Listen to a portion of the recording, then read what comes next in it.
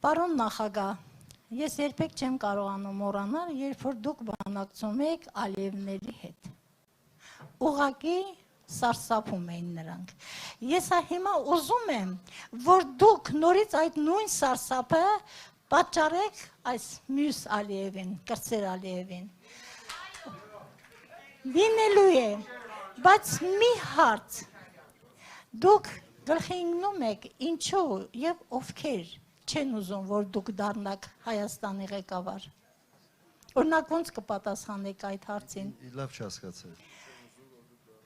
Ովքեր եւ ինչու չեն ուզում, որ դուք դառնաք հաղթանակած վարչապետ։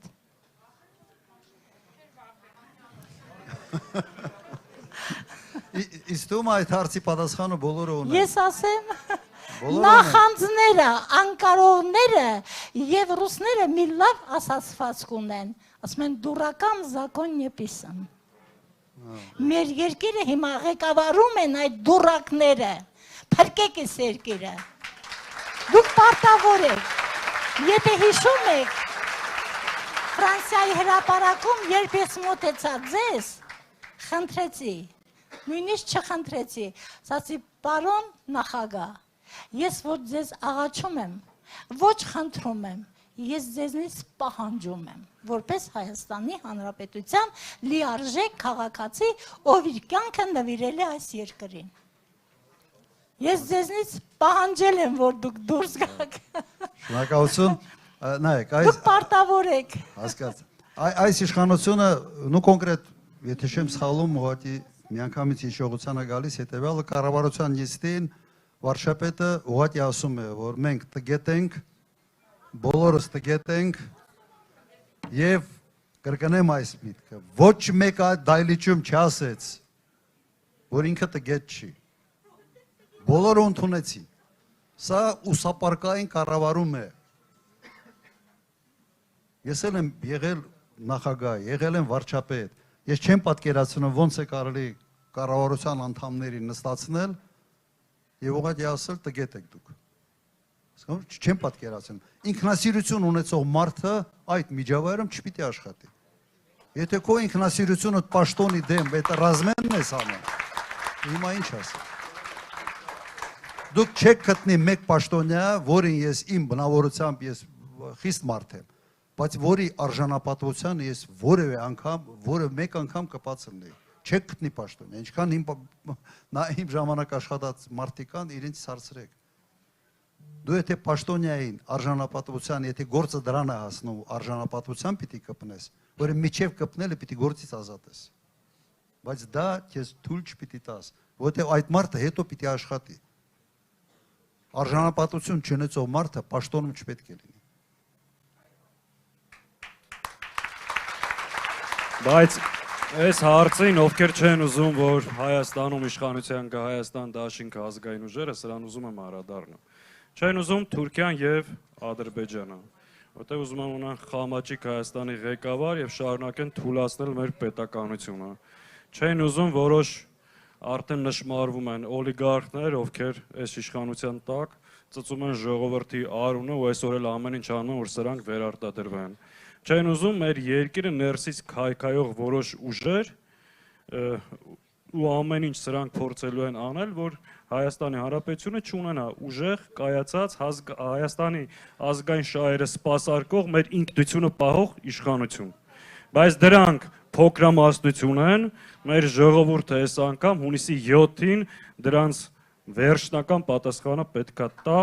ու հաղթի այդ ուժերին։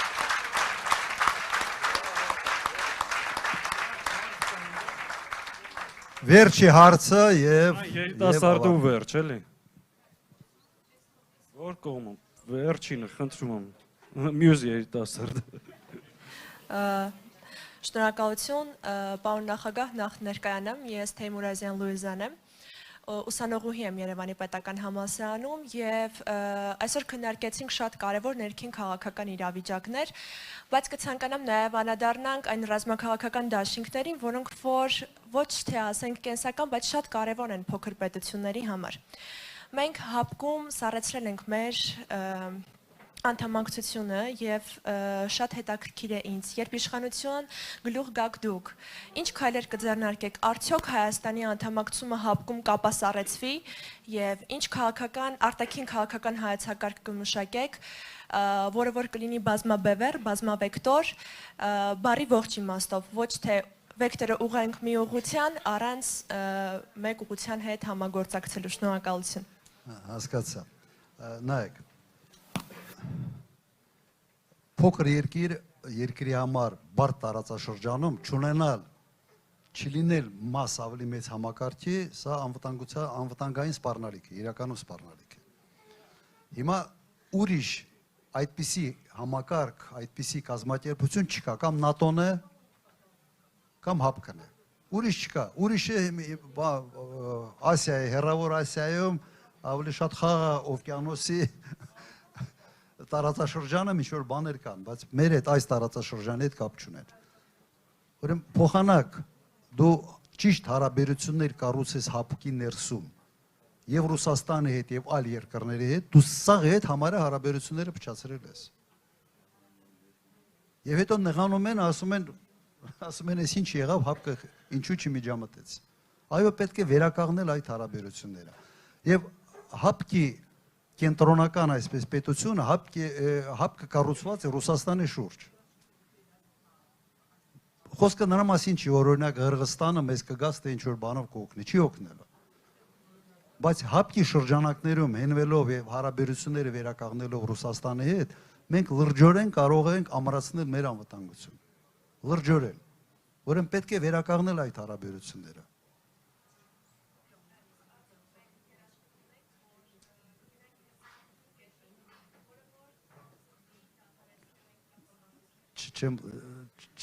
Չլսեցի։ Այո, հնարավոր է վերադառնալ։ Բացի դրան, մենք ունենք Ռուսաստանի հետ երկկողմ պայմանագիր։ Ռուսաստանը ստեղ ունի ռազմական բազա։ Մեր երկկողմ պայմանագիրը եւս բավական լուրջ այսպես հիմքեր է տալիս այդ հարաբերությունները կառուցելու։ Ինչով էր հետաքրքիր մեզ համար ՀԱՊԿ-ը։ ՀԱՊԿ-ի շրջանակներում շատ մեծ զեղչերով հնարավոր էր բանակը համալրել զենք զինամթերքով, իսկապես մեծ զեղչերով, նույնիսկ լիքը հարցեր առանց փող էինք լուծում, առանց փող, կրկնում եմ, հիմա խոսում եմ պարադի մասին, չէ, սա բանը վերջերս, և այն կադրերը, որը ցույց տվեցին, եթե չեմ սխալվում, ֆրանսիական մի հրետանի են ցույց տվել, ֆրանսիական հրետանի, որը իրականում լավն է, լավ հրետանի է, մոտարապես գինը 5-6 միլիոն դոլար, մեկը,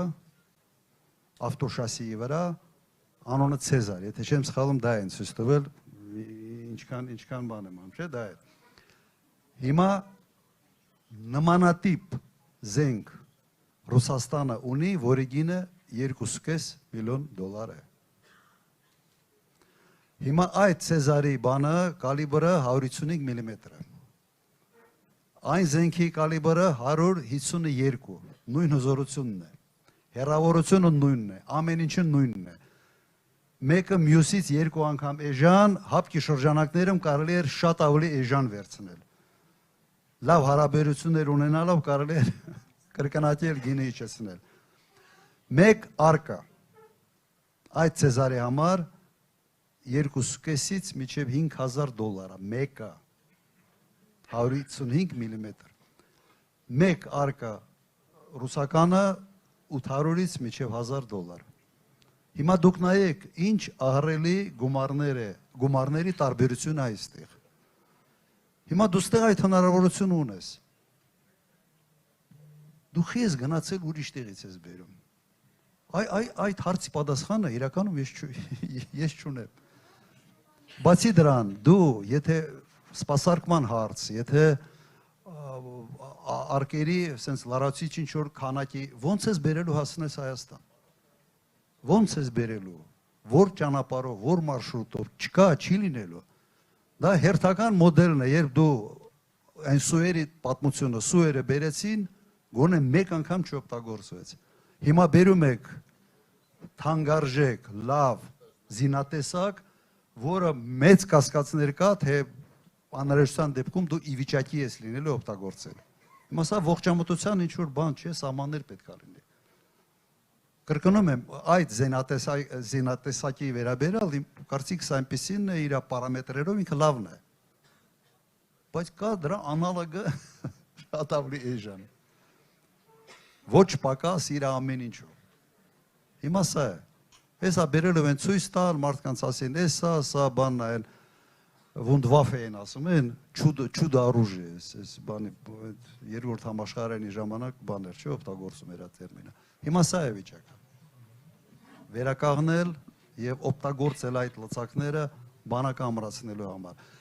Եվ իդեպ եւս մեկ հանգամանք, այսօր ամենից մեծ եւ ամենից ժամանակակից մարտական փորձը ունեն երկու բանակ՝ ռուսական եւ ուկրաինական։ Իրականում սա է։ Պատերազմի բնույթը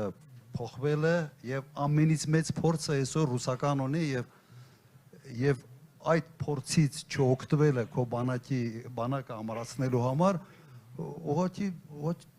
բացատրություն չունեմ, ոչ թշնամություն է, սեփական անվտանգության հարցերի վերաբերյալ։